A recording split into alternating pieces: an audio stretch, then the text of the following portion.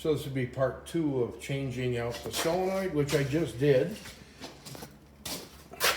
This is the one that came out. And it does work. It takes about 45 minutes for it to start heating up and not working. So I would keep that one and write the time, how long it takes to do it. I'll put a tag on it. So if I break one in a snowstorm where it quits working, I know I have one that will work until it warms up, and that might get me back in business to finish up my plowing for the morning before I can run to the dealership or on a Sunday. But that said, I will pick 2 more of those up, and I will pick up another one of these repair kits. So I have that on hand. There's a 5-amp fuse in here. There is a 5-amp on the other side on the front, behind the other case. So this one controls the up, down, left, right. This one on this side, these on this side control the V, in, out, left, right, scoop, and fold back.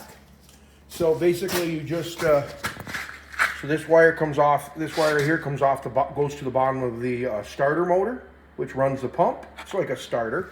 If you look in there, you can see, or like the back half of a generator, the old style generators or something like this. This wire right here comes directly from the battery, which would hook through this plug in here. And of course the ground goes down right over here. Well, let me get my finger right here. This is the ground wire from the battery on the truck. And these are the wires right here, the ground, the solenoids to run the solenoid, which I don't know if you can see it in here.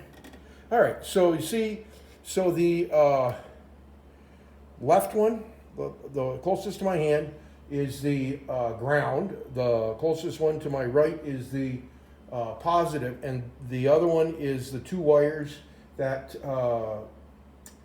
that run the solenoid, that activate the solenoid when you use the wand. Let's see if I can make this easier. So when you function the wand left, right, it kicks power through this group of right here to here, which activates the solenoid, which allows it to snap over and put power to the motor. And then of course your functions all come off this right here. 2, 4, 6, 8, 10, 12 pin. All right, had to count it. There are some 16s. The old blades had 8. Some of the old blades had 12, but only used 8. So yeah, so that's back. So I'll put the cover back on. The cover will go back on like this.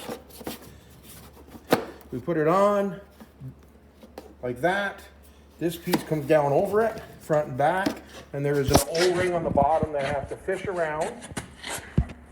If you watch, I don't know if you can see this or not. Yeah, so that fits snug over everything and holds this together at the top. Make sure that's not right, that's not down far enough. That looks a lot better. Okay, so that one's on. That is secure in place. Now the bottom, you can see this O-ring. I have to fish that up around the bottom. It holds it tight so none of the covers come off. So after I'm done that, I will rehook to the truck. I will make sure that everything's functioning.